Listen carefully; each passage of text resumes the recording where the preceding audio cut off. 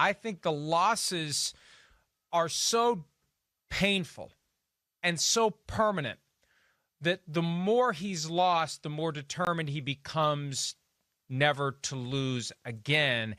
And I think there's a little of that has crept into Patrick Mahomes.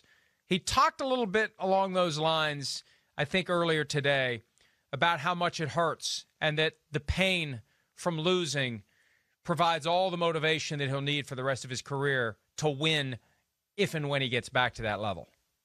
Yeah, I listened to all of Mahomes last night, Mike, and he talked about his dad losing a World Series and having to rebound from that. And he did talk about it, how much it hurt. And I think that does motivate you never to be back in that situation again, because it's the most painful thing you can experience as an athlete is to get all the way to the championship game, knowing what it takes to get there. And we talked a lot, remember, about the 49ers talking about we just want to fast forward to the Super Bowl. It doesn't happen like that. I mean, it takes a lot, especially this year. It took a lot for these two teams just to get to that point. And then when you lose it, it's doubly devastating to think about how far you came to get there. And now you got to start all over again. It's not the same team next year. It's not the same scenarios. Nothing's the same when you go into the next year. So you don't know when you'll be back. So you try to cherish it when you win them. And when you lose them, they certainly motivate you. And I do think that Brady's been motivated by that. And you mentioned the 2017. That's ironic to me because that was probably the best team he ever played on and one of the best teams in NFL history. And they didn't get it done when it counted most. And so we still think of that team as an awfully great team, but it didn't take that final step to become truly great. And I think if they had, we'd be talking about that team as the greatest of all time.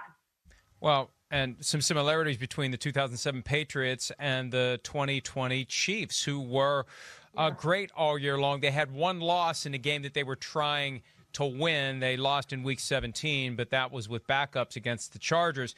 Here's Patrick Mahomes with the benefit of sleeping on it, although I'm not sure how much he slept last night, discussing what went wrong in Super Bowl 55. I thought the guys did a good job. I mean, we just didn't execute at a high enough level. I wasn't on the same page with the receivers on some plays. There were some plays where I got the line going in the wrong direction. And then at the end of the day, we didn't execute. And I think that's the biggest thing. And a lot of times it gets put on that O-line because I'm scrambling around. But if we're not executing as far as me making the right reads and getting the ball out of my hand to the receivers on time, then nothing's going to work. They get that blame sometimes, but it's not deserved because, I mean, a lot of it's on me and people just don't see it that way. Although Sunday night, Charean, he did say that sometimes the line blocked and sometimes they let guys through, and he did spread some blame out. And it kind of surprised me to hear him speak in those terms because you don't expect to hear quarterbacks be that blunt about the failings of others on the offense other than themselves. And Mahomes has a way where he can pretty much say anything and it doesn't seem like it would be insulting to anyone. But when you look at the words, it's like, oh my gosh, he was dangerously close to throwing guys under the bus. But we all know there were issues with the offensive line. But we saw what happened with the inability to connect with the receivers down the field. The toe got aggravated at some point early in the game. Mahomes ran for 497 yards before throwing or getting sacked last night. Almost 5 football fields of running around, hair on fire, trying to buy time. And there are many reasons why the Chiefs lost last night, but Mahomes' effort and ability were not among the reasons. He was incredible last night. He really was, doing everything he could to keep plays alive, find open guys. Guys were, they weren't classic drops, but there were a lot of balls that could have, should have, would have been caught that weren't. Maybe they were so surprised the ball got out of Mahomes' hands before he hit the ground. But I thought Mahomes was spectacular as a player. It just didn't work for the Chiefs. Yeah, everything that could have gone wrong in that game, Mike, went wrong for the Chiefs. You look at the penalties, the 95 yards set a Super Bowl record for most penalties in the first half, 95 yards. 6 of those resulted in first downs. The penalties killed them. The coaching killed them. We haven't talked nearly enough, and I went on the transcripts today to see if Andy Reid was asked about it, about his clock management there at the end of the first half. And it reminded me of the Eagles-Patriots Super Bowl when the Patriots beat the Eagles. Andy Reid's clock management at the end of the first half and the end of the second half was abysmal, and I thought it was bad him calling those 2 timeouts, because I think the Bucs were ready to go into the locker room with a 1-score lead, and Andy Reid called 2 timeouts there, stopped the clock, and the Bucs obviously ended up getting a touchdown out of that. But all of those things went wrong. But back to Mahomes, yes, he played well enough, I think, to win the game, even though he didn't throw a touchdown pass, even though his passer rating was the worst of his career. But you look at the offensive line being bad, his toe, you wonder if those things would have been different. You look at the drop passes, what if Travis Kelce makes that 3rd down catch early? What if they catch the 2 touchdown passes? It could have been a completely different game. But somebody asked him in post-game about the Spider-Man throw he made, and I used the picture in one of our posts of him like levitating off the ground and throwing the ball. It's one of the greatest incompletions in NFL history. I've never seen an incompletion that great. How he got that ball off, I don't know. But he played pretty darn well to give the Chiefs a chance, just not well enough with everything else going on around the team. I mean, when you look at his passer rating in the Super Bowl last year, it wasn't great. He won MVP awards because the rest of the team around him didn't make all those mistakes that they made this time, Mike. Yeah, I mean, people call that the Spider-Man throw. I've been calling it the shortstop throw. I mean, that's his baseball coming out of him. That's the ground ball deep in the hole that he sprints back to get, and in one motion scoops it up and throws it to first as he's diving laterally. That's why I said earlier today, any dads out there that want their boys to grow up and be quarterbacks, get them playing shortstop, because the ability to throw from every platform, every arm angle, that's what makes Mahomes great. And he look, I don't know how many times he's going to be back. He's now 6 behind Brady again. That's a tough gap to close, especially while Brady is still going. But Mahomes is never going to relent. He's never going to give up. And I think when he's back at the Super Bowl level again, what happened last night is going to provide the same kind of fuel that it provides for Tom Brady. Because as exhilarating as it is to get to the top of the mountain and plant the flag, that's how much it hurts to have one hand on the summit and to be thrown all the way down to the bottom of the mountain, which is what happened to the Chiefs on Sunday night. Here's Andy Reid, coach of the Chiefs, on the lessons that were learned from the 31-9 loss to the Buccaneers. Well, it's tough to get here. I'm proud of the guys. I mean, I mentioned that last night, that it's not an easy road getting back. That's why most teams don't get back. And then if you do, most teams don't. It's not always a guaranteed win.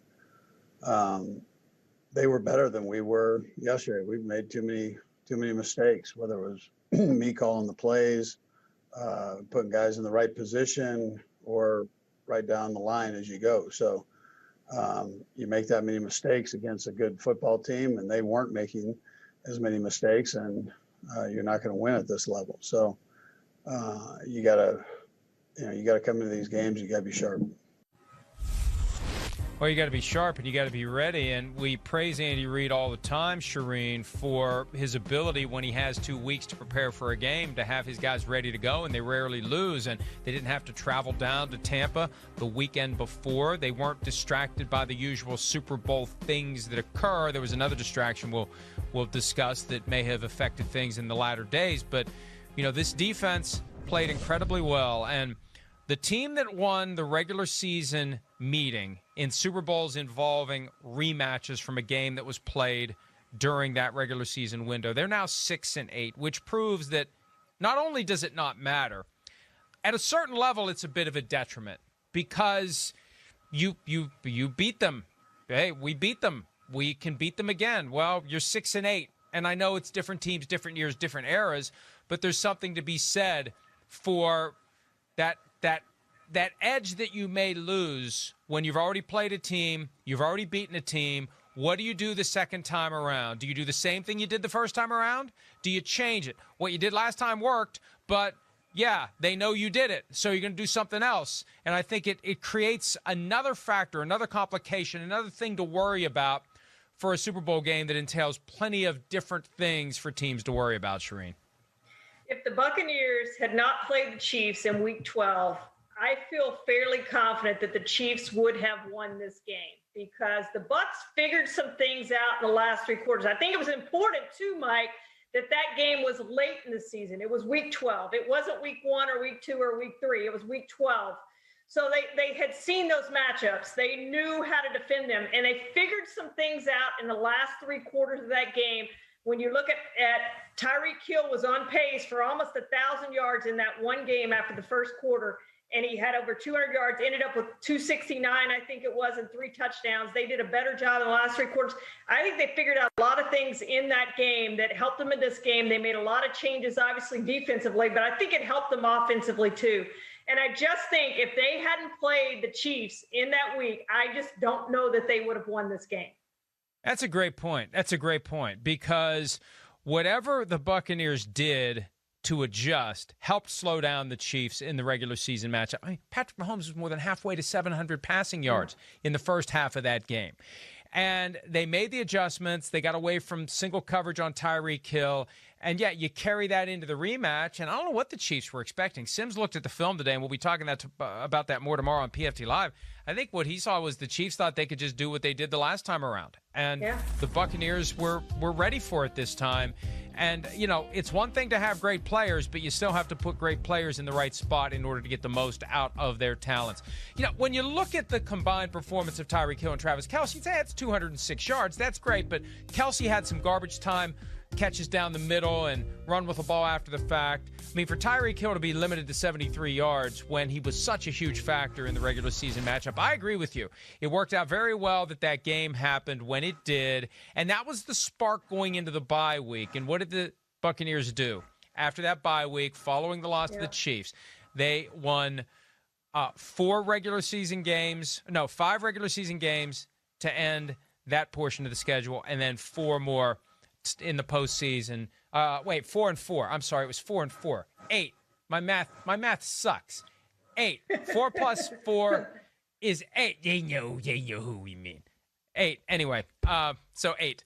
So, but bottom line is, I agree with you. I think that the fact that the Buccaneers got to see the Chiefs when they did was more of an advantage for the Buccaneers than the Chiefs. Hi, I'm Mike Tirico, and thanks for watching. Make sure to hit subscribe for the latest news and highlights from NBC Sports.